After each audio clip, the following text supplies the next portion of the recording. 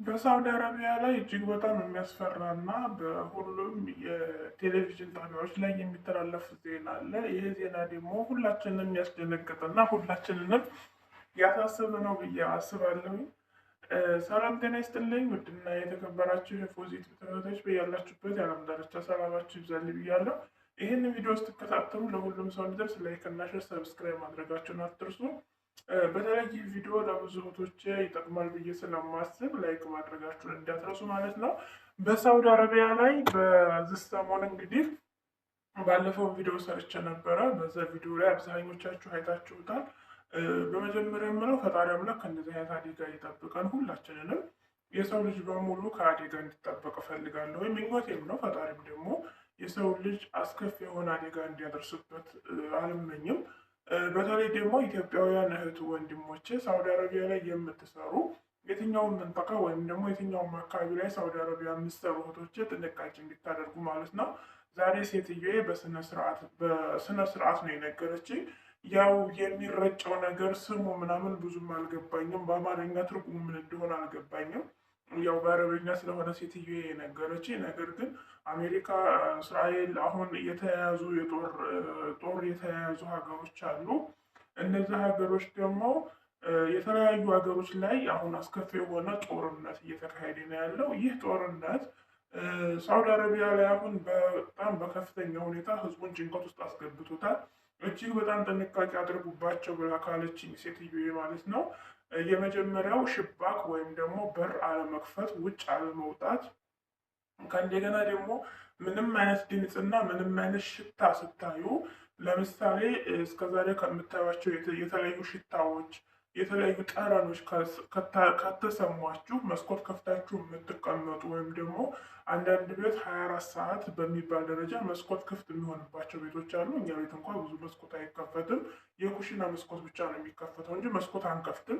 ልምድ የለንም። መስኮት የመክፈት ልምድ የለንም። ምናልባት መስኮት የምከፍተው እኔ በወር በሁለት ወር መስኮት ላጸዳ ወይም ደግሞ ቤቱ እንዲነፍስበት ከፈለኩ በእኔ ፍላጎት እንጂ እንደዚህ መስኮት የመክፈቱ ልምድ ስለሌለን ብዙም የሚያሰጋ ነገር የለውም በዚህ ነገር ግን መስኮት በመዝጋት እና በር በመዝጋት የሚያልፍ ነገር የለም። ፈጣሪ ቀደሩ ከደረሰ አንድ ሰው መጥፈው ይሄ ነው ከተባለ በምንም ሊያልፍና በምንም ሊድን አይችልም ማለት ነው። ስለዚህ ሰበቡን ለማድረስ ያህል ነው እንጂ እንድትጨነቁም አይደለም። ነገር ግን ከሱቅ የምንጠቀማቸውን ነገሮች እንድንከለከል የነገረችኝ ዋና ዋና ነገሮች አሉ።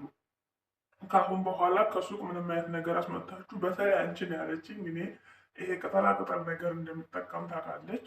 ሰላጣ በጣም ነው የምጠቀመው እኔ። ሩዝ ብዙም ስለማልጠቀም ሩዝ ብዙም ስለማልበላ የተለያዩ ነገሮች ስለማልበላ እኔ ብዙ ጊዜ የምጠቀመው የሰላጣ ኪያር፣ ጎመን፣ ይሄ ምንድን ነው ከስ፣ እነሱን ነገሮችን እጠቀማለሁ። ካሮት እና እነዚህን ነገሮች በጭራሽ እንዳታመጡ ነው ያለችው። እነዚህ ነገሮች ላይ ምናልባት የሚረጨው ነገር ሊመጣ ስለሚችል ጥሩ አይደለም ነው ያለችኝ። እንግዲህ ምን እንደሆነ ከሌላ ሀገርም ስለሚገቡ እንደዚህ አይነት ነገሮች ከሌላ ሀገርም ስለሚገቡ እነዚህ ፍሬሽ የሆኑ ወይም ደግሞ ፍራፍሬ ራሱ ሙዝ፣ ብርቱካን፣ አቮካዶ፣ ማንጎ ምናምን እነዚህ አይነት ነገሮችን እንዳታመጭና እንደተጠቀሙ ነው ያለችን። እኛ ቤት እንግዲህ እነዚህ ነገሮች በተለይ ለእሷ ጧት ጧት ቁርስ ስለምትበላ እነዚህ ፍራፍሬዎች ይመጡ ነበረ ለእሷ ማለት ነው። እኛ እንኳ ብዙ ለራሳችን ገዝተን ካልሆነ ብዙ እንትን አንልም እና ለእኔ እንዳትጠልቢ ለእናንተም እንዳትገዙ ነው ያለችኝ ማለት ነው። እንደገና ደግሞ ውሃ ይሄ በጀሪካን ከመኪና ወርዶ በጀሪካን የሚመጣው ውሃና እንዲሁም ደግሞ እቃ ከምናጥብበት ያለው ውሃ ብዙ ቤት የምግብ መስሪያ ውሃ እና የእቃ ማጠቢያ ውሃ የሚጠጣ ውሃ ጭምር ጎን በጎን ያለ አለ፣ አብዛኛው አረብ ቤት ማለት ነው። ያንንም ውሃ እንዳትጠቀሙ ነው ያለችው። የካርቶን ውሃ በብዛት አስገባለሁ ነው ያለችው። እንግዲህ እዚህ ቤት ሴትዮችን የካርቶን ውሃ ለእሷ ብቻ ነው የሚመጣ እዚህ ቤት፣ እኛ ቤት አይመጣም ነበረ። እኛም የምንጠቀመው ይሄ በመኪና የሚከፋፈለውን ማንኛውም ቤት የምንጠቀመውን በመኪና የሚከፋፈለውን ውሃ ነው የምንጠቀም የነበረ። አሁን ግን እሱን እናንተም አትጠቀሙም፣ ብዛት ካርቶን ውሃ አስገባለሁ ነው ያለችው። ስለዚህ ይህ እንግዲህ ምንድን ነው የሚያመለክተው? ጦርነቱ ትንሽ ከበድ እንዳለ እንዲሁም ደግሞ በተለይ ይሄ አሁን ያለችው ነገር ስሙ በአማርኛ ምን እንደሆነ ጠፍቶኝ ነው፣ ምን እንደሚባልም አላውቅም። ብቻ የሚረጭ ነገር ነው ያለችው። ያ የሚረጭ ነገር ብዙ ሀገሮችን አቅፎ እንደሚይዝ ነው። በተለይ ደግሞ ሳኡዲን በደንብ እንደሚይዛት በደንብ አካሉ እንደሚይዛት ነው የነገረችኝ እና ባለፈው እንደዚህ ጨረፍ ጨረፍ አድርጋ ነግራኝ ነበር። እንዳትፈሪ ይህን 3 ቀን 4 ቀን ብላ ነግራኛለች ብዬ በዩቲዩብ ሰርቼ ነበረ። በፎዚም ጨረፍ አድርጌ ነግሬያችሁ ነበር እና ያስፈራ ስትነግረኝ እኔ ልጄ ነው ትዝ ያለኝ። በጣም ነው የደነገጥኩት፣ በጣም ነው የፈራሁት። ማለት ይከብዳል። በተለይ ምግብ ላይ ስትል ምግብ የታሸጉ ነገሮችን ምናምን ካልሆነ ክፍት የሆኑ ነገሮችን ጭራሽ እንዳይገዛና እዚህ ቤት እንዳይገባ ነው ያለችው። ይሄ ማለት ደግሞ እሷ የምትፈልጋቸው እዚህ ቤት እንዲመጡና እንዲገቡ የምትፈልጋቸው ነገሮች ሁሉ እንዳይገቡ ነው የከለከለችው። ይሄ ምን ያህል ትክክል እንደሆነና ምን ያህል እንደፈራች ነው የሚያስታውቀው። አሁን ባለፈው መስኮት እንዳትከፍቱ ምናምን ውጭ ላይ እንዳትወጡ ምናምን ነበር ያለችን። አሁን ዛሬ ግን ከሚበሉ ምግቦች ጭምር ነው የተናገረችው። ስለዚህ ይሄ ደግሞ የሚያሳየው ምንድን ነው? ትንሽ እንደሚያስፈራና ትንሽ ከበድ እንደሚል ነው። እንግዲህ ፈጣሪ አምላክ ወጥቶ ከመቅረት ይጠብቀን። ፈጣሪ ከተራፊዎቹ ያድርገን።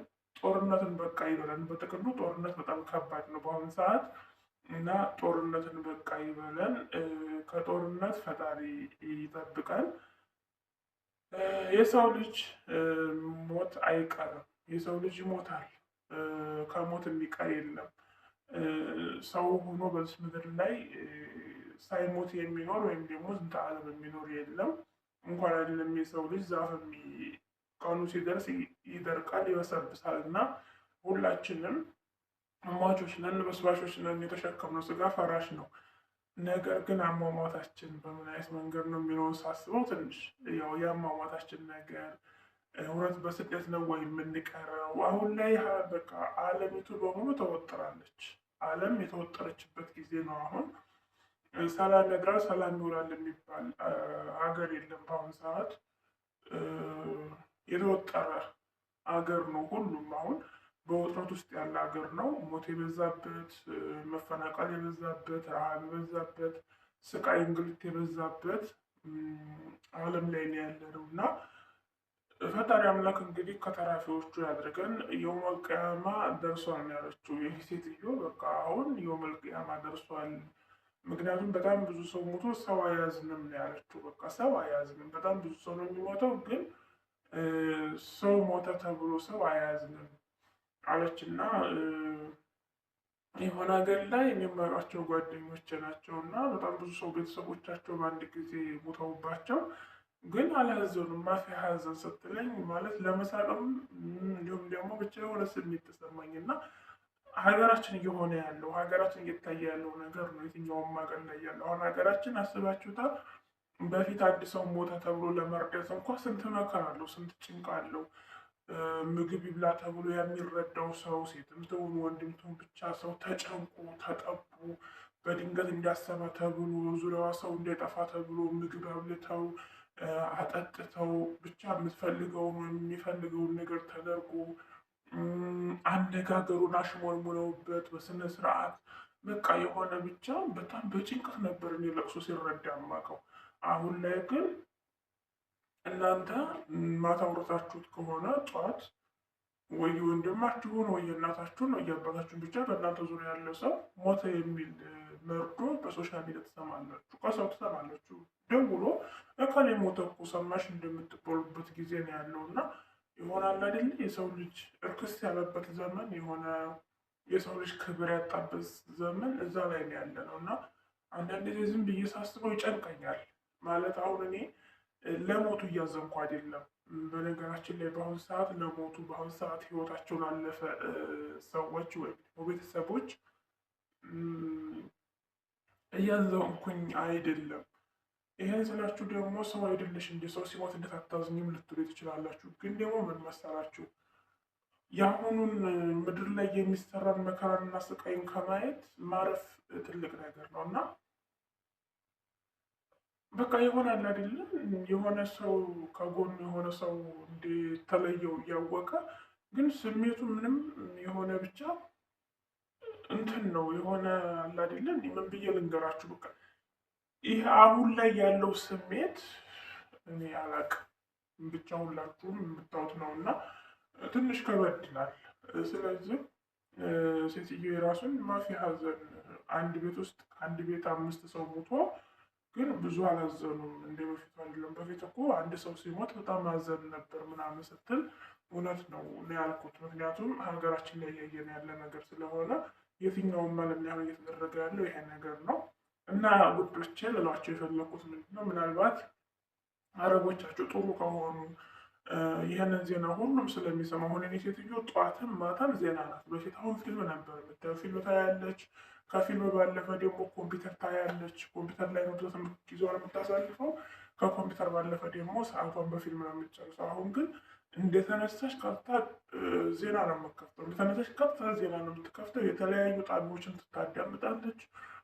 ዩቲዩብም ታያለች፣ ምንም ታያለች በቴሌቪዥን ነው። በቃ የተለያዩ መረጃዎችን ነው የምታየው። ሴትዮ ኢንስታግራም ላይ የተለያዩ ቦታዎች ላይ ስለዚህ መረጃ ነው የምታነበው እና የምትሰማውም። የእኛ ሴትዮ ደግሞ እየሰማችውን ያየችውን ትናገራለች። ጥንቃቄ እንድናደርግ በጣም እንትን ትላለች። እኛም ብቻ እኔንና ሉሉን ብቻ ሳይሆን 2 ሰዋቆች ወይም ደግሞ 2 ሹፌሮች አሉ ውጭ ላይ ያሉ።